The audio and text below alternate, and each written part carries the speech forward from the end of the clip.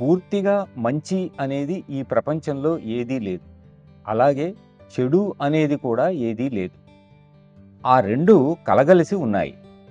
వాటిలో ఏది ఎక్కువ మోతాదులో ఉందో అది మనలో స్పష్టంగా విశదమవుతుంది. తక్కువ పాళ్లలో ఉన్నది నిక్షిప్తంగా ఉంటుంది. ప్రతి యోగి వికాసం చెందిన పాపాత్ముడే. ప్రతి కీటకంలోనూ పరిణతి చెందే బుద్ధుడు ఉంటాడు అని వివేకానందుడు అంటారు. ఈ భావనను మేధోపరంగా అర్థం చేసుకోలేం, హృదయంతో అర్థం చేసుకోవాలి. ప్రతి ప్రాణిపైన కరుణ చూపాలి.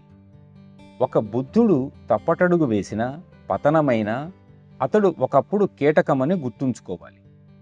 అలాగే ఒక కీటకం గోడపైకి ఎగబ్రాకి ఆహారం కోసం వెతుకుతుంటే అది ముందు ముందు ఒక బుద్ధుడు కాగలదని గుర్తుంచుకోండి. బుద్ధుని ఆరాధించి కీటకాన్ని కించపరచవద్దు. ఎందుకంటే అవి రెండూ కూడా అనంతత్వానికి వెళ్లే దారిలో ముందుకు సాగుతున్నవే. అది జీవుల పట్ల ఒక విధమైన సమభావనను కలిగిస్తుంది. ప్రతి జీవి పరిణామమనే నిచ్చెన ఎక్కుతూ ఉంటుంది. ఈ ప్రక్రియలో ఎదురయ్యే ప్రతి అవరోధము మన ప్రయత్నానికి మరింత బలాన్ని చేకూర్చుతుందని భావించి మనం ముందుకు సాగాలి.